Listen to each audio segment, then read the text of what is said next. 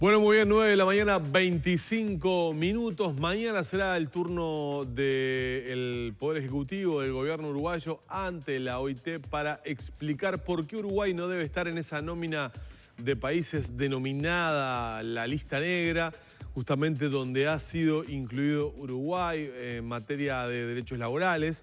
Pero, ¿qué significa estar incluido en esa lista? ¿Cómo puede afectar la economía y sobre todo las inversiones en nuestro país? Son algunos de los temas que estaremos conversando a partir de este momento con Nicolás Lucich, además de algunos sectores de la economía nacional que están mostrando situaciones complejas, curtiembres, lechería, entre otros.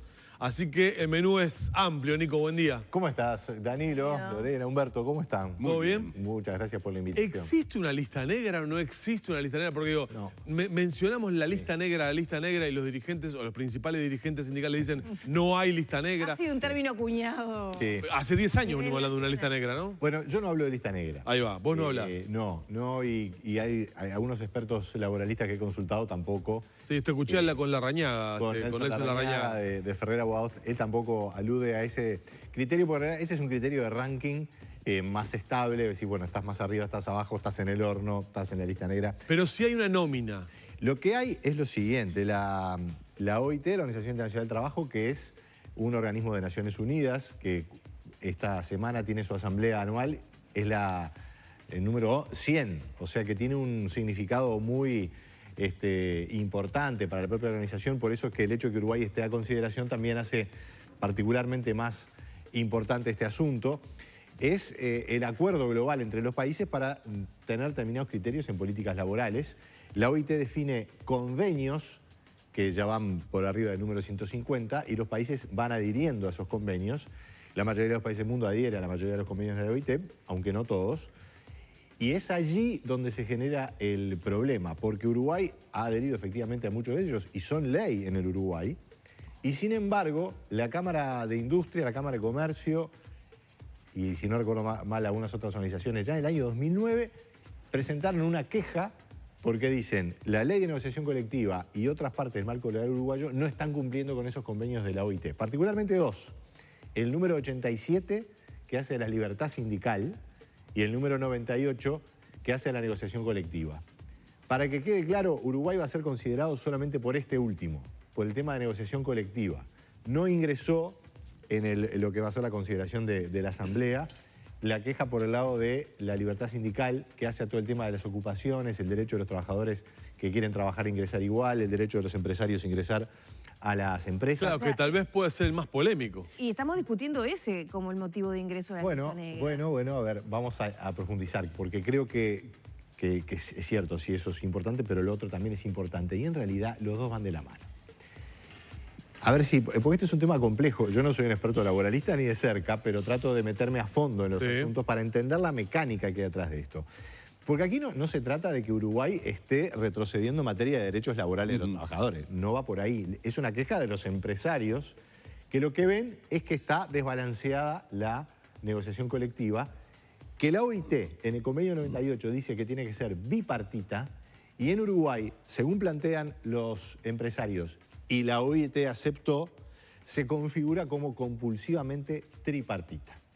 Y este no es un dato menor.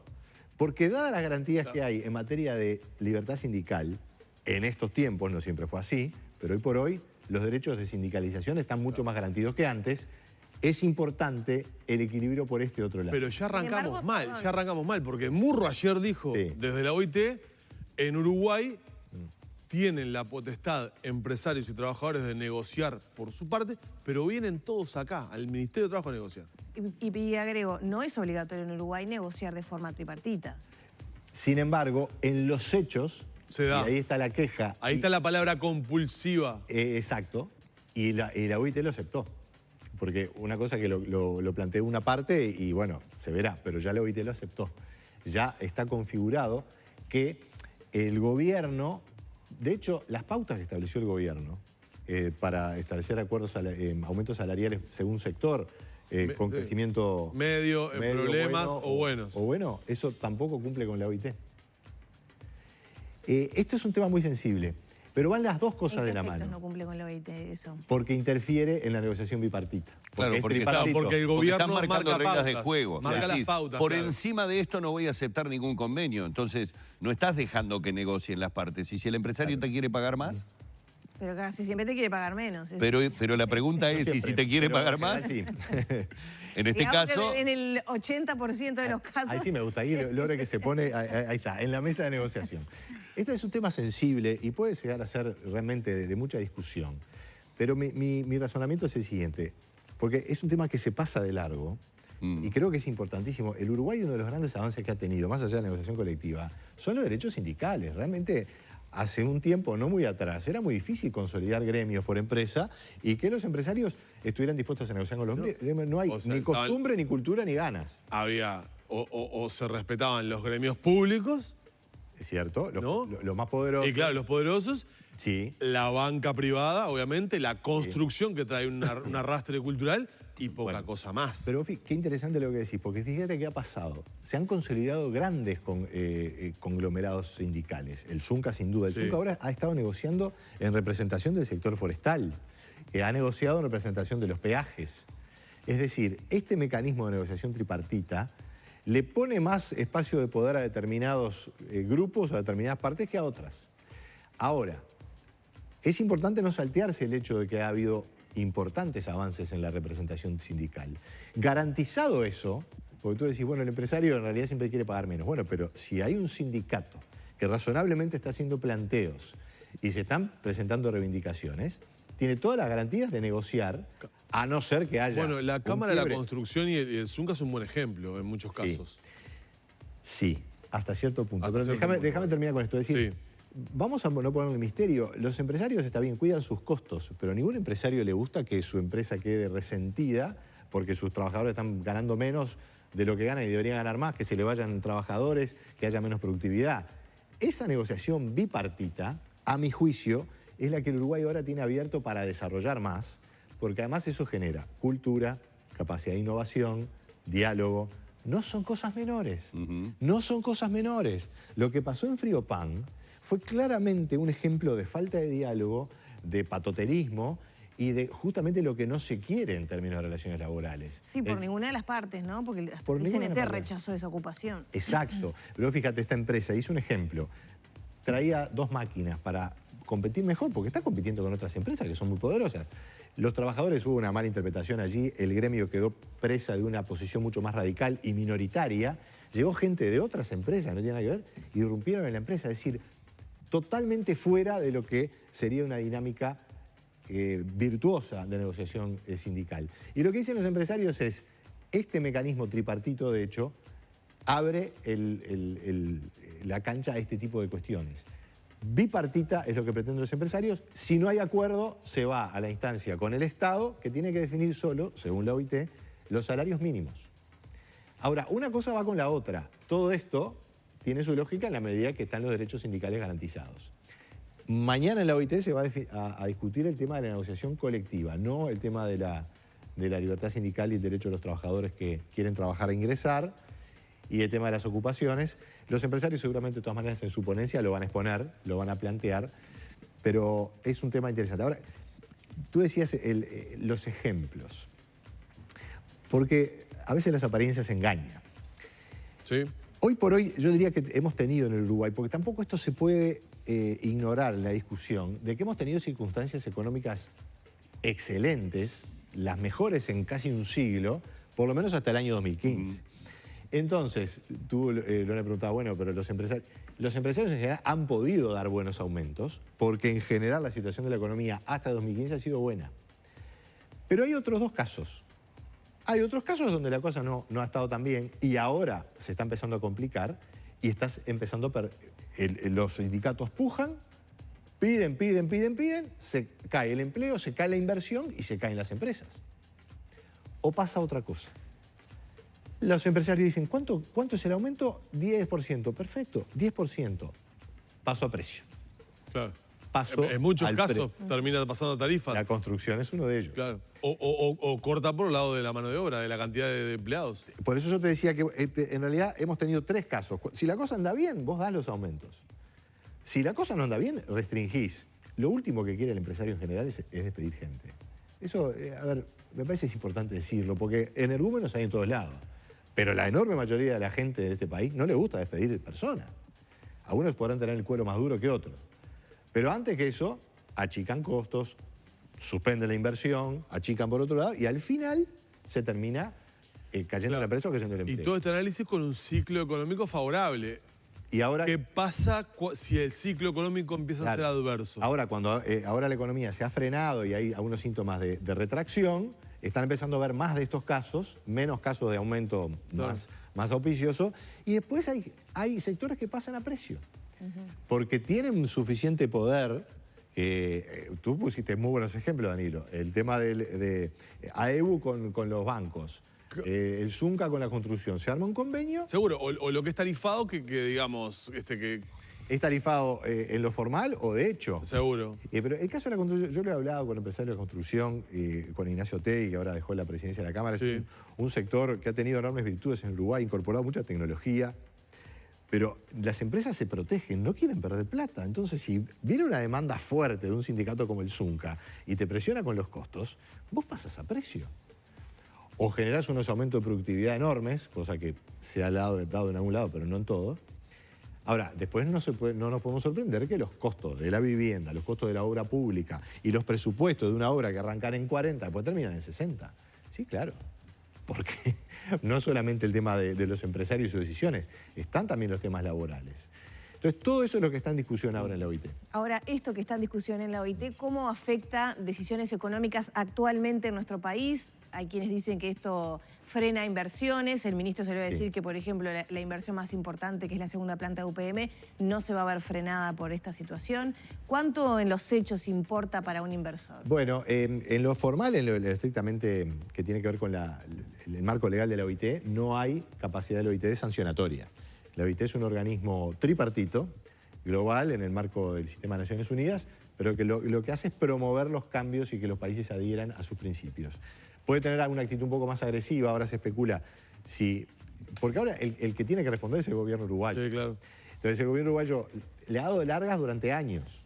Eso era otra pregunta que yo te quería hacer. ¿Qué pasó en estos 10 años? Es que Uruguay... ¿Faltó compromiso del gobierno de enviar documentación? No, pero Murro dijo el otro día que en 2017 el gobierno quiso introducir cambios y variantes y que los empresarios fueron los que lo impidieron o se negaron. Sí, hay que escucharlo muy atentamente a Murro. Murro es una persona clave en la definición de la política laboral y de la política en general del Frente Amplio. Yo lo escucho siempre muy atentamente.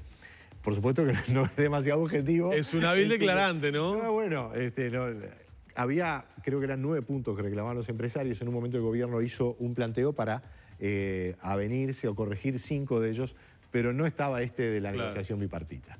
Entonces el gobierno se ha resistido a eso. Lo que pasa es que allí hay también espacios de poder de los grandes sindicatos. ¿Por qué no eventualmente de alguna dinámica de algunas empresas que les resulta más cómodo este asunto, esta manera de trabajar, y por supuesto del gobierno? Porque vos fíjate lo siguiente, si realmente se pasa a una predominancia de la negociación bipartita, ya en los gobiernos de turno tendrían menos incidencia. A mí hay una cosa que me preocupa, estamos cerca de las elecciones, puede haber un cambio de gobierno, se verá.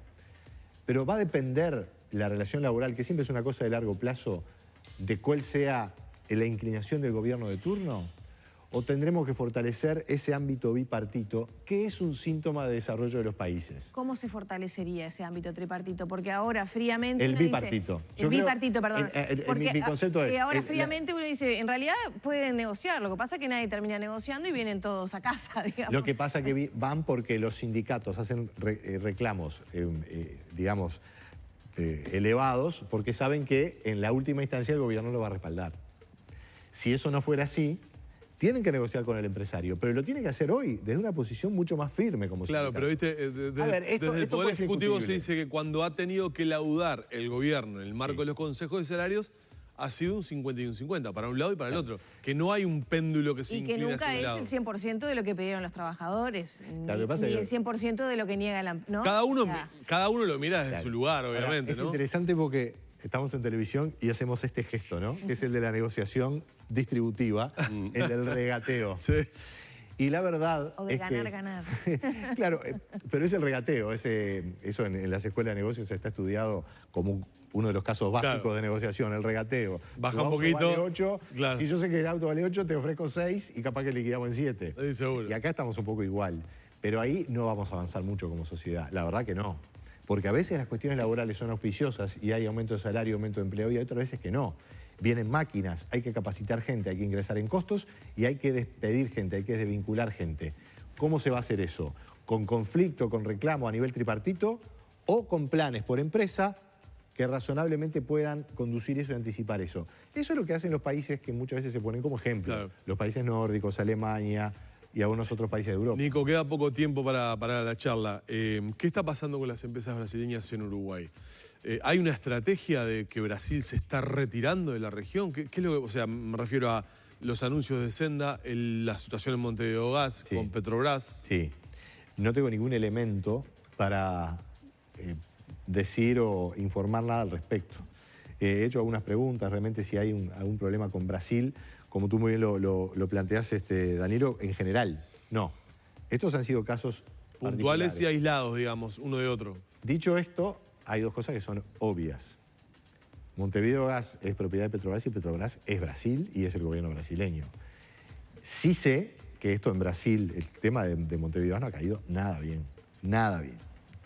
Nada bien porque es un conflicto muy agresivo con una empresa del Brasil.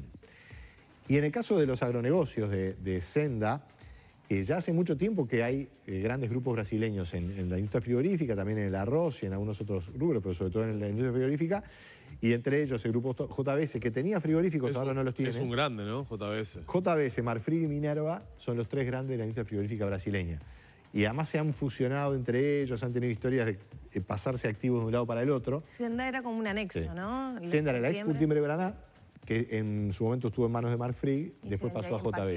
Claro. JBS tenía los activos en el frigorífico Canelones, si no recuerdo Exacto. mal. No sé si lo sigue teniendo. Lo vendió a Minerva. Lo vendió a Minerva. Sí, sí, esa es la última dato actualizado. Hace poco la pifié porque es muy... Claro, es tan mucho dinámico esto Sí, que- cambia sí, mucho, sí. pero digamos, el principio básico es ese.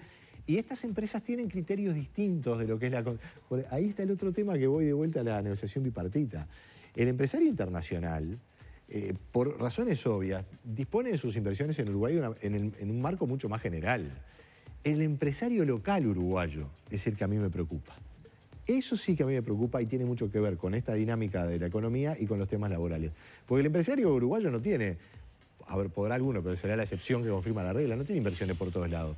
Su empresa la tiene acá.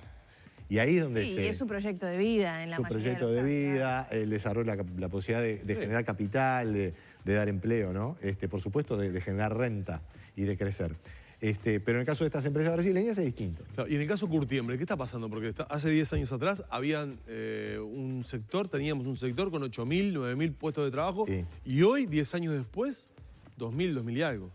Hay problemas propios de mercado, efectivamente, y por lo tanto ahí no hay ninguna cuestión política ni nada. Es un Están sector... comprando menos para hacer tapizados de autos de lujo. Está complicado eso, pero hay un problema que sí el Uruguay tendría que hacerse responsable, o la conducción política.